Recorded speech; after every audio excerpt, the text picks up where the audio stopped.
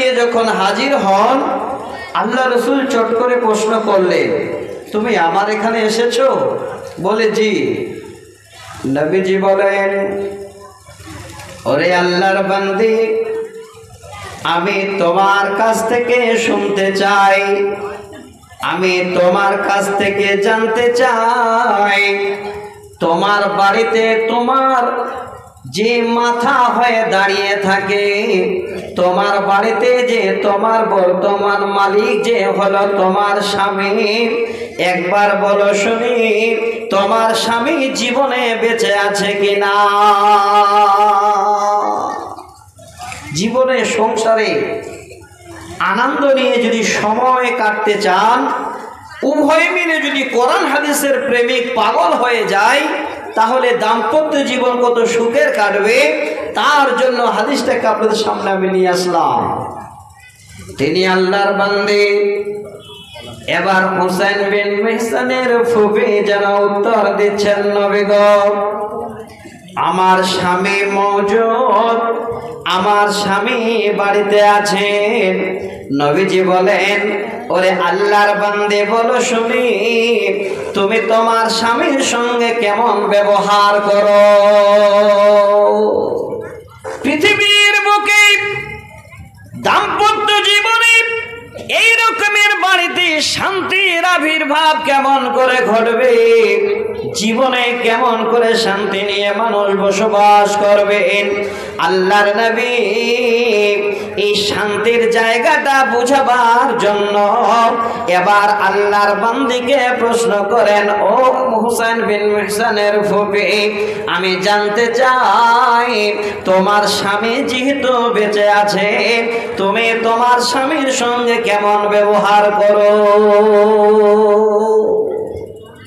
তিনি বলেন, নবী গো, আমি আমার স্বামীর সঙ্গে এমন ব্যবহার করি, আমার স্বামীর কিঞ্চিত পরিমাণ কোন রকমের কোন কাজে আমি কিমতি করি না।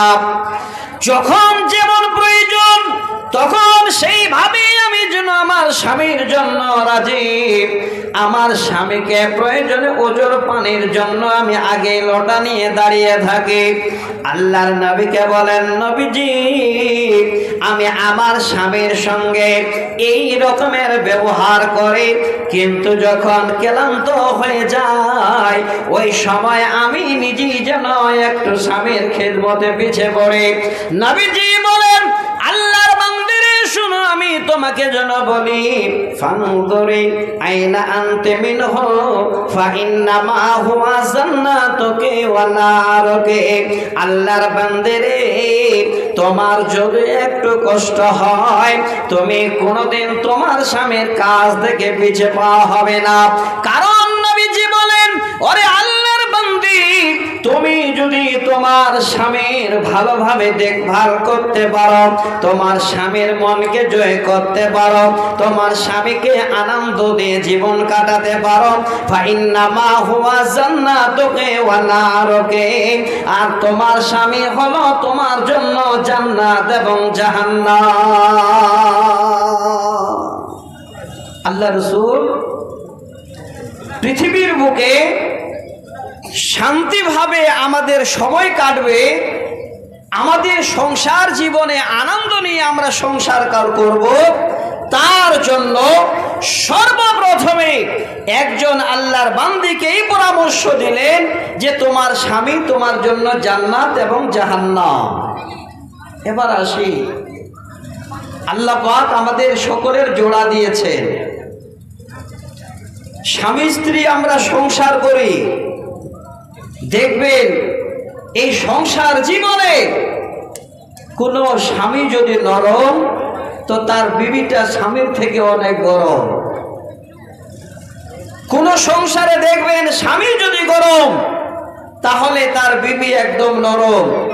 কারণটা এই জন্য বুঝাতে যাচ্ছি, আমার মা, আমার বোনেরা, পৃথিবীর বুকে যদি সুখের সংসার করে, আপনার দাম্পত্য জীবন সুখের কাটিয়ে পরকালকে আপনারা আল্লাহর জান্নাতের আশাবাদী চাপ করেন, জান্নাতের আশাবাদী হন, তাহলে আপনাদের কোনোদিন যেন এই রকমের স্বামীর সামনে কোনো কথা একবার উঁচু আওয়াজে এইভাবে স্বামীর কাছে আপনার এইভাবে পরিচয় নিয়ে যে আপনি বিবি হয়ে স্বামীর উপরে কথা বলেন, এই রকমের যেন আচরণ কোনো বোন কোনো বিবির না হয়।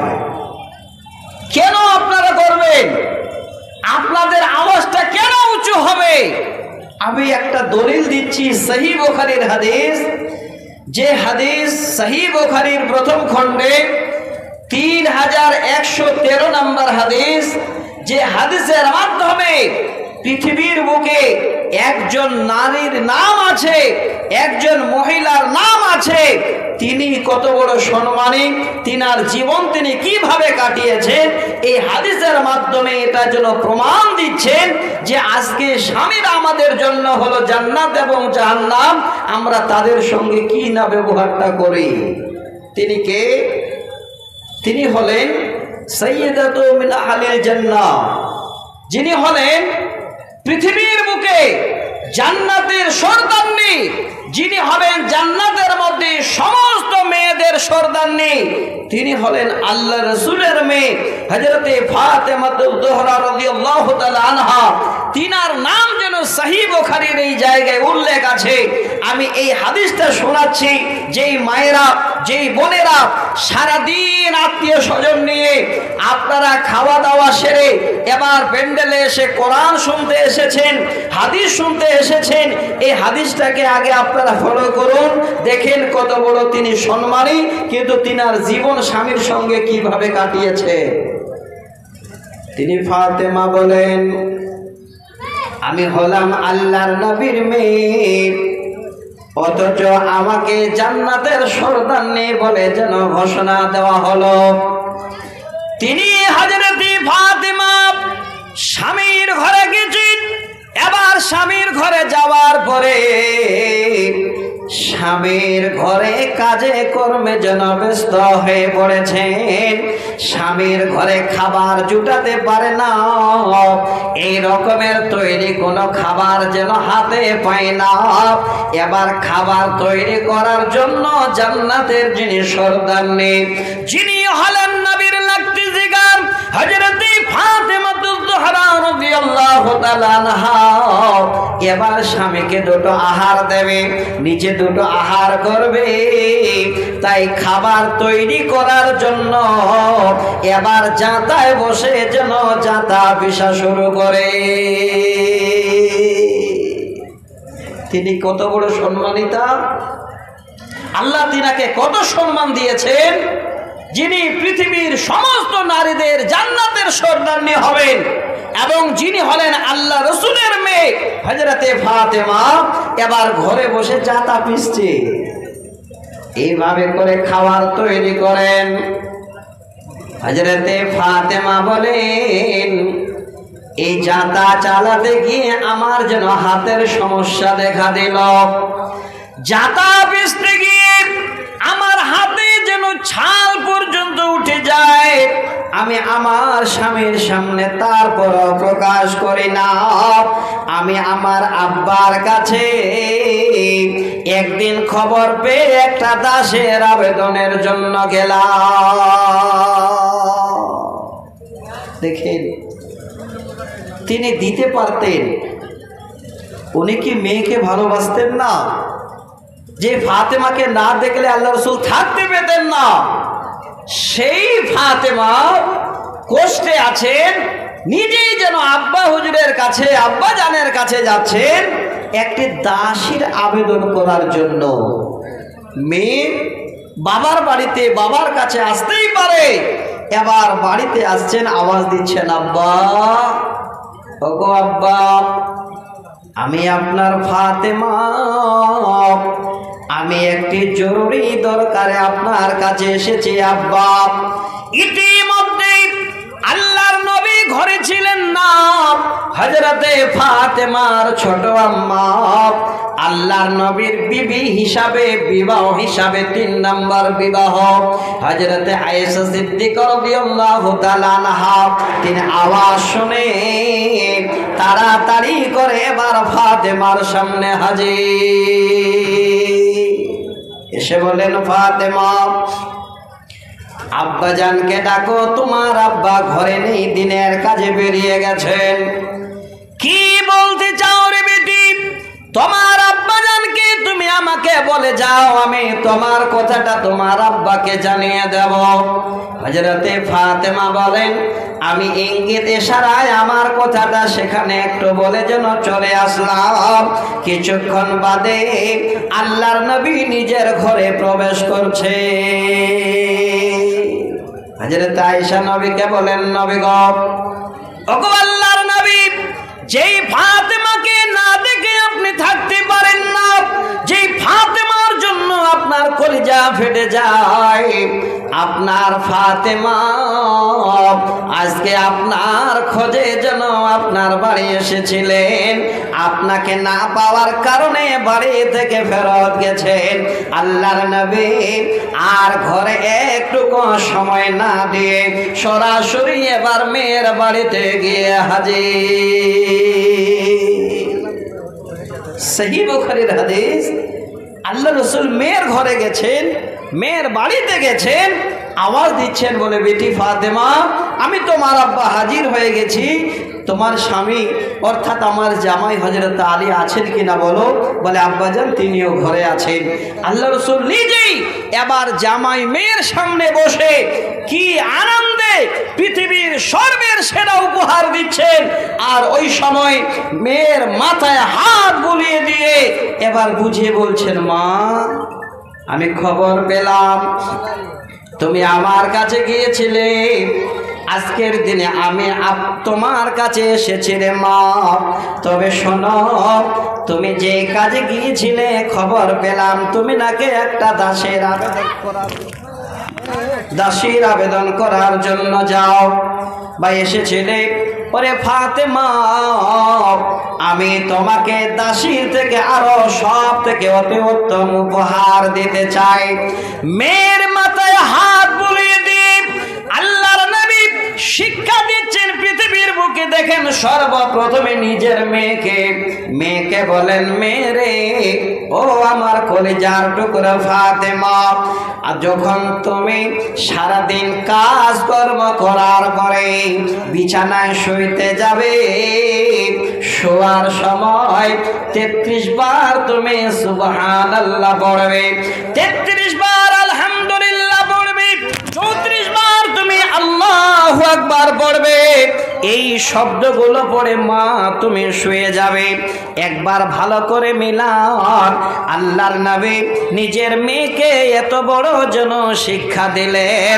এই শিক্ষা আমাদের সমাজে বর্তমানে সব রয়েছে, কিন্তু দুঃখের বিষয় অনেক অনেক মা বোনেরা আমার আছেন, শুইতে যেতে, ঘুমাতে গেলে, বিছানায় শুইতে গেলে কি পড়ে শুইতে হয়, এই শিক্ষাও যেন অনেক অনেক মায়েরা আমার এখনো পান না। ঘুমার সময় যখন শুইতে যাবেন তখন একটা দোয়া পড়তে হয়। এই দোয়াটাও যেন আমরা জানি না। আপনারা ভাগ্যবান, আজকে শিক্ষা অর্জন করেন। এই দোয়াটাও আপনাদের এই মাদ্রাসায় পড়ানো হয়, শেখানো হয়, এই শিক্ষায় দেওয়া হয় দাম্পত্য জীবন কিভাবে আমাদের সুখের কাটবে। বেশি বেশি করে দোয়া পড়েন। জীবনে আপনার কোনোদিন যেন বাড়ি থেকে আল্লাহ পাক রব্বুল আলামিন বরকতকে তুলে নেবেন না। অথচ আমরা জানা মানুষ, তারপরেও একজনও আমল করতে পারি না। আমার শ্রোতা মণ্ডলী, এখান থেকে আপনাদের আমি কি তুলে দিতে চাইলাম, আমার যেটা বলার উদ্দেশ্য, যেটা আমার বলার মাকসাদ, সেটা হলো, হে আমার মা, হে আমার বোন, বাড়িতে যদি জীবনে শান্তি চান, যদি মনে করেন শান্তির জীবন বাড়িতে কাটাবো, তাহলে আপনারা কোনোদিন আওয়াজ উঁচু করবেন না। অথচ আল্লাহ রসুলের মেয়ে ফাতেমা স্বামীর ঘরে গিয়ে যাতা চালায়, হাত ফেটে রক্ত পড়ে, তারপরও কোনোদিন স্বামীর কাছে গিয়ে উঁচু আওয়াজে কোনো নালিশ জানান নাই, কোনো রকমের দুঃখের কথা জানান নাই। উনি জানেন যে আব্বাজান বলেছেন ফাইন্নামা হুয়া জান্নাতুকি ওয়া নারুক, স্বামী হলো জান্নাত এবং জাহান্নাম। আজকে আমরা সকলে মিলে একবার ফিরে আসি, নিজের জীবন গড়ি, নিজের জীবন তৈরি করি, আমাদের পরিবার পরিজন কিভাবে নিয়ে আমরা চলবো তার জন্য আমরা সকলে চেষ্টা চালাই। আমার শ্রোতা মণ্ডলী, আর একবার আপনাদের সামনে একটি হাদিসের উদ্ধৃতি দিয়ে আর একটু আগিয়ে নিয়ে যাই। তারপরে যে আয়াত দুটো আমি পড়লাম, এই আয়াত দুটো কেন পড়লাম, কি কারণে পড়লাম, তার ব্যাখ্যা ইনশাআল্লাহ আবার আপনাদের সামনে কিছুটা করব, আল্লাহ যদি বলার তৌফিক দেন ইনশাআল্লাহ।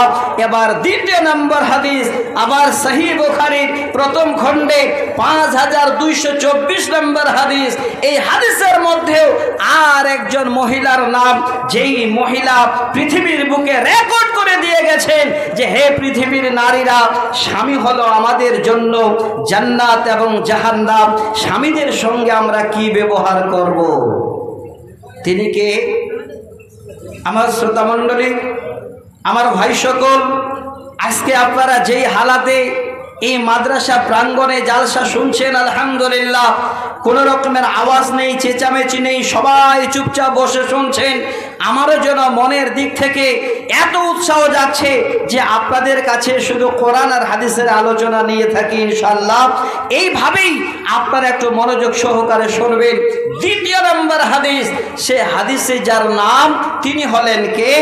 আল্লাহ রসুলের যিনি ছিলেন খুব ক্লোজ বন্ধু, একদম এত কাছের বন্ধু, আল্লাহ রসুলের আপদে বিপদে বেশি থাকতেন, এবং পরবর্তীতে তিনি হলেন আল্লাহ রসুলের শ্বশুর, যিনার নাম হলো হযরতে আবু বকর সিদ্দিক রাদিয়াল্লাহু তাআলা আনহু। তিনার মেয়ে হযরতে আসমা বিনতে আবি বকর রাদিয়াল্লাহু তাআলা আনহা। তিনার হাদিসটাকে আপনাদের সামনে আমি তুলে দিতে চাচ্ছি। এই জন্য আমার মা, আমার বোনেরা বাড়িতে শান্তির বার্তা নিয়ে আসতে পারেন যদি আপনারা ইনাদের মতো একটু জীবনে আপনারা চলার রাস্তাটাকে খুঁজে বের করে নিতে পারেন। এবার আসেন, আমি আবার শোনাচ্ছি সহিহ বুখারীর হাদিস।